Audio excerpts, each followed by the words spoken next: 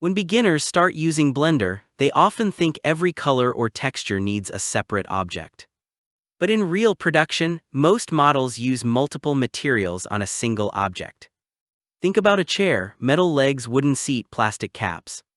That's one object but many materials. Today I'll show you how to do this step by step. First, select the cube. Go to the Material Properties tab and click New. By default, Blender creates a white material. This will be our first material.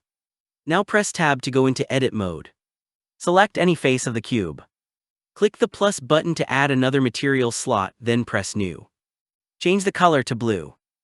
Now press Assign. Switch the viewport shading to Material Preview so you can see the materials clearly.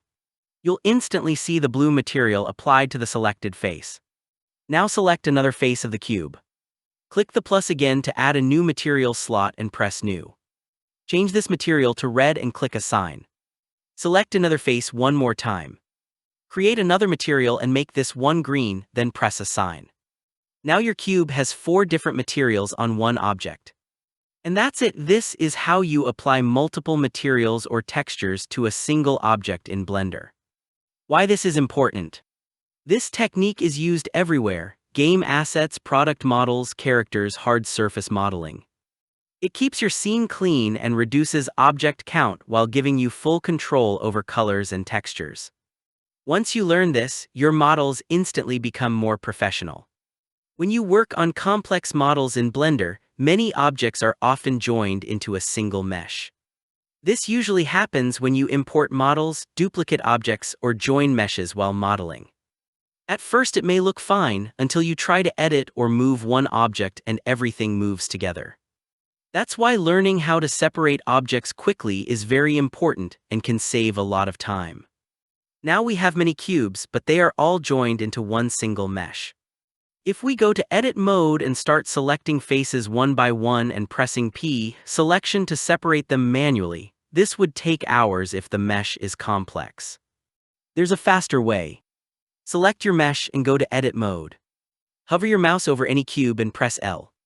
This selects the entire loose part instantly. This shortcut is very useful when you only want to separate one piece. But there's an even faster method when you want to separate everything at once. With the mesh still selected in Edit mode, go to Mesh, Separate, then Separate by Loose Parts. Blender instantly separates all cubes into individual objects. No manual selecting, no repeating steps. Everything is separated in one click. Why this is important? This tool is a massive time saver when working with imported models, kitbash assets, scan meshes, large scenes. Instead of spending hours separating objects manually, Blender can do it instantly. This keeps your workflow fast, clean, and professional. When you're creating large scenes in Blender like forests, grass fields, cities, rocks, or crowds, placing every object manually is one of the fastest ways to waste hours. Rotating, scaling, and positioning objects one by one not only takes forever, it also makes your scene look repetitive and artificial. But Blender actually has a hidden tool that can randomize everything in seconds. Let's say you have many objects in your scene, maybe plants, trees, or rocks. If you try to rotate, scale, and move every object manually, it will take a lot of time and you'll quickly get tired. Instead, select all the objects you want to randomize. Now press F3 to open the search menu. Type Randomize Transform and click it. Immediately Blender gives you controls to randomize: location, rotation, scale. You can adjust each value until your scene looks natural and less repetitive. This is extremely useful for forests, grass fields, rock scattering, city buildings, crowd, props, any repeating objects. With just one shortcut, your scene goes from perfectly aligned to perfectly natural. This simple tool can literally save you hours of work and make your scenes look far more realistic with almost no effort. Once you start using Randomize Transform, you'll never want to place objects manually again. Modeling symmetrical objects manually is one of the biggest beginner mistakes in Blender. If you model both sides of an object separately, you're literally doing double the work, and it's almost impossible to keep both sides perfectly identical. But Blender has a tool that lets you model only one side and automatically creates the other side for you in real time. This is called the mirror modifier. Let's start with a simple example. Add a cube into your scene. Before modeling, we need to delete half of the mesh so Blender knows which side to mirror. Select the cube and press Tab to go into edit mode. Switch to face select. Select one half of the cube, for example the left side. Press X, click faces to delete. Now we only have half of the object.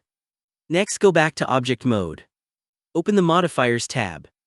Click add modifier, then add mirror. Immediately, Blender creates the missing half automatically. Now when you go back to edit mode and start modeling, anything you do on one side will instantly appear on the other side. Move vertices, scale faces, extrude edges, everything mirrors perfectly in real time. Clipping prevents vertices from crossing the center line. Merge automatically welds the middle vertices together. These two settings keep your model perfectly connected and clean. Why mirror modeling is powerful? Mirror modeling is perfect for creating characters, faces and heads, vehicles, weapons, furniture, robots, symmetrical props. Basically anything that has left and right symmetry. You are cutting your modeling time in half while keeping your model perfectly symmetrical. Once you start using the mirror modifier, you'll never go back to modeling both sides manually again.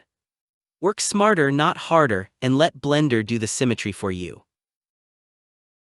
Have you ever added a modifier or material in Blender and suddenly your object starts looking broken, dark, or completely weird, even though the mesh looks perfectly fine? Most beginners think it's a lighting problem, but in many cases the real reason is flipped normals. Normals are basically the direction a face is pointing.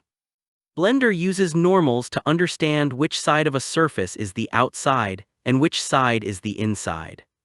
When normals are flipped, Blender thinks the inside of the object is the outside, and this causes shading, modifiers, and rendering issues. In this scene we have two cubes, and both look exactly the same. Now let's test them. Select the first cube, go to the Modifiers tab, click Add Modifier, Subdivision Surface. You can see it works perfectly, the cube becomes smooth and round just as expected. Now let's apply the same modifier to the second cube. Select the second cube, add Subdivision Surface. And now it suddenly looks weird and broken. Why is this happening? Because this cube has flipped normals. Here, how to fix it. Select the cube that looks broken. Press Tab to go into edit mode. Select the faces that have the problem. Press Alt+N to open the normals menu. Click flip. And just like that, the shading and subdivision are fixed. Why flipped normals cause problems? Flipped normals can cause many issues such as objects looking dark or invisible in renders, materials not appearing correctly, modifiers behaving strangely, lighting and reflections looking wrong, problems when exporting models to game engines. That's why checking normals is an important habit in every Blender workflow. Whenever a model looks strange for no reason, always check your normals first. It's one of the fastest fixes that can save you hours of confusion. Small shortcut, big problem solved.